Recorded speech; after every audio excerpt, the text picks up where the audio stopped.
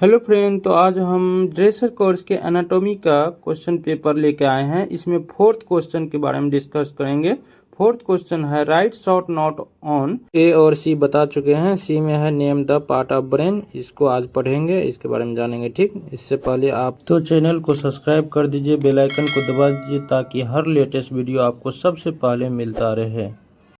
तो चलिए बिना किसी देरी के वीडियो को शुरू करते हैं। हमने इससे जस्ट वाली वीडियो में आपको इस चार्ट के अच्छे तरह से डिफाइन किए थे, बताए थे। फिर से आज बता देते हैं कौन कौन चीज हम पढ़ लिए हैं फर्स्ट वाली वीडियो में। ठीक, ब्रेन के जो होते हैं 3 पार्ट होते हैं, फोर ब्रेन, मिड ब्रेन और हिंड ब्रेन। फोर ब्रेन को आपको जो होता है 2 पार्ट में डिवाइड किया गया, टीलेंसिफेलोन और डायंसिफेलोन, जिसमें से हम टीलेंसिफेलोन के सारे पार्ट, टीलेंसिफेलोन में क्या क्या पढ़े थे, सेरिब्रम पढ़े थे, ओल्फैक्टरी लोब पढ़े थे, हिप्पोकैम्पस पढ़े थे और एमिग्डाला पढ़े थे।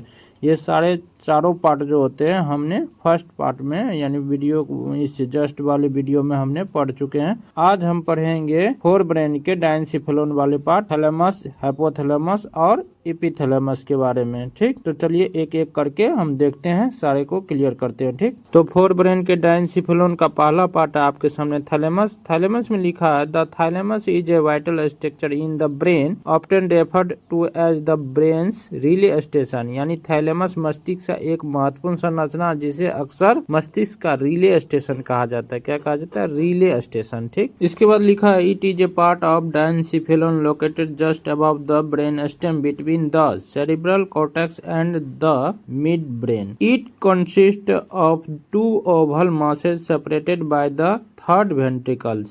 यानी बोल रहा है यह डायंसिफेलोन का हिस्सा है जो सेरिब्रल कॉर्टेक्स और मिड ब्रेन के बीच ब्रेन स्टेम के ठीक ऊपर स्थित होता है। इनमें तीसरे वेंट्रिकल द्वारा अलग किए गए 2 अंडाकार पिंड होता है। चलिए इसको फिगर से अब समझ लेते हैं। तो इस डायग्राम में आप अच्छे से देख सकते हैं कि थैलेमस कहाँ होता है, एपिथैलेमस कहाँ होता है और हाइपोथैलेमस कहाँ होता है। सबका लोकेशन यहाँ दिख रहा होगा। इसके बाद चलिए अगले डायग्राम पर चलते हैं। अगले डायग्राम में आपको थैलेमस का शेप दिख रहा होगा। ये कैसा होता है? अंडाकार पिंड जैसा दिखता है। ठीक, दिख रहा होगा आपको।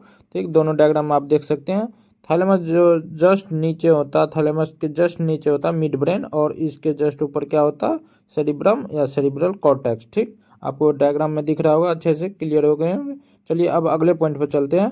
इसके बाद अगले पॉइंट में लिखा है the thalamus act as a transmitter sensory and motor signal to the cerebral cortex. It play a critical role in regulating consciousness, sleeping and alertness. यानी थैलेमस सेरिब्रम कॉर्टेक्स तक संवेदी और मोटर सिग्नल भेजने का काम करता है और यह चेतना, नींद, सतर्कता को विनियमित करने में महत्वपूर्ण भूमिका निभाता है। तो थैलेमस क्या करता है? सेरिब्रल कॉर्टेक्स तक मोटर एंड सेंसरी सिग्नल को क्या करता है? ट्रांसमिटेड करता है और उसके बाद और इसकी कॉन्शियसनेस, स्लीपिंग एंड अलर्टनेस में महत्वपूर्ण भूमिका रहता है। ठीक, उसके बाद दूसरा पॉइंट जो है थैलेमस के बाद हाइपोथैलेमस है।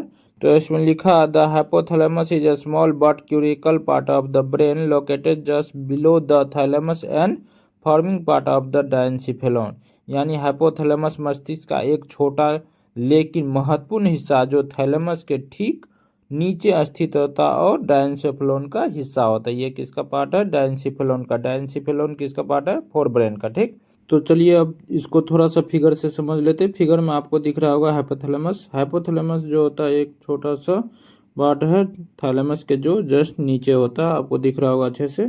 ठीक, इसके बाद लिखा अगला point the hypothalamus regulating various autonomic function including body temperature, hunger, thrust and emotional activity. It also control the pituitary gland influencing hormone releasing and maintaining homeostasis. यानी हाइपोथैलेमस शरीर के तापमान, भूख, प्यास, भावनात्मक और गतिविधि जैसे कि सोने जागने का चक्र, सर्केडियन लाइफ इसी को बोलते हैं, सहित विभिन्न स्वायत्त कार्यों को नियमित करता है। यह पिट्यूटरी ग्रंथि को भी क्या करता है? नियंत्रित करता है, हार्मोन रिलीजिंग को प्रभावित करता और होम्योस्टेसिस को बनाए रखता है। क्या क्या करता है ये?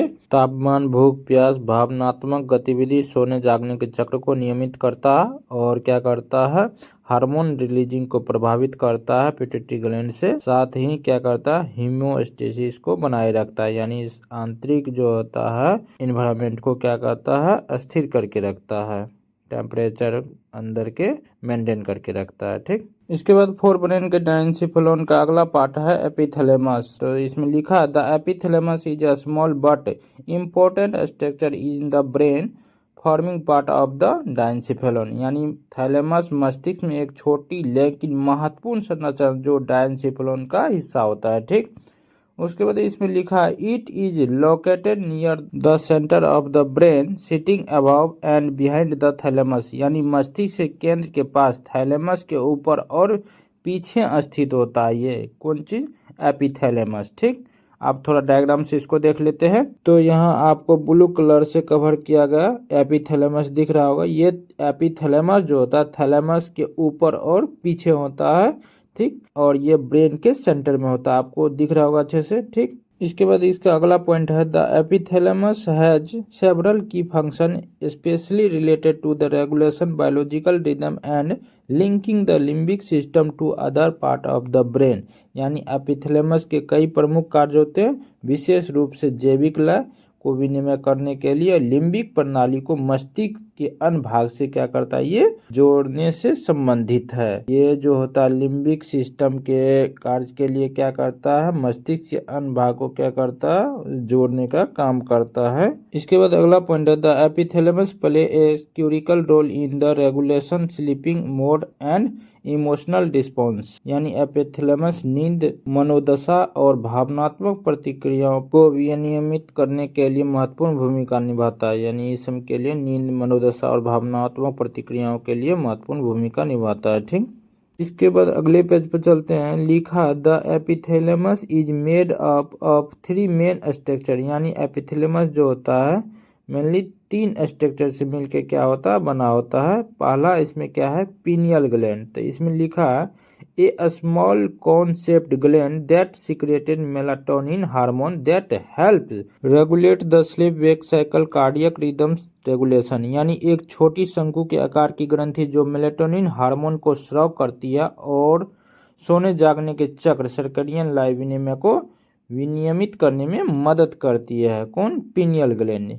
तो यह होता कैसा है? एक छोटे से शंकु के आकार का होता है, छोटा सा होता है पीनियल ग्लैंड। ठीक, जो मेलेटोनिन हार्मोन स्राव करता और सोने जागने के चक्र यानी सर्कैडियन लय को विनियमित करता है। ठीक, तो चलिए इसको डायग्राम से देख लेते हैं। डायग्राम में आपको दिख रहा होगा पीनियल ग्लैंड और डोर्सल व्यू में दिख रहा होगा आपको पीनियल ग्लैंड, तो क्लियर हो गए होंगे। इसके बाद एपिथैलेमस का अगला पार्ट है हैबरन्यूलर न्यूक्लियाई। इसमें लिखा a structure that connected to the diencephalon with nerve fiber, यानी एक संरचना जो तंत्रिका तंतु के साथ डायंसिफेलोन से क्या होता है? जुड़ा रहता है। ठीक, इसके बाद एपिथैलेमस का तीसरा पार्ट है एस्ट्रिया मेडुलरिस। तो इसमें लिखा a group of nerve fiber that connected various structure to the habenula, यानी तंत्रिका तंतुओं का एक समूह जो विभिन्न संरचनाओं को हैबरन्यूला से जोड़ता है, वही क्या कहलाता है? एस्ट्रिया मेडुलरिस कहलाता है। ठीक, तो इस तरह से हमने इस वीडियो में फ्रंटल ब्रेन के डायंसिफेलोन के पार्ट को क्लियर कर लिए हैं। अगले वीडियो में हम मिड ब्रेन और हिंड ब्रेन का पार्ट को कवर करेंगे। अभी जो आपको बताएं, यदि इसमें कोई भी दिक्कत हुआ होगा या कहीं पे समझ में नहीं आया होगा तो आप जरूर कमेंट करके बताइएगा। ठीक, यदि समझ में आया तो प्लीज वीडियो को लाइक कर दीजिए, सब्सक्राइब कर दीजिए और अपने फ्रेंड के पास जरूर से जरूर शेयर कर दीजिए। Thank you, bye bye, take care and for watching my video.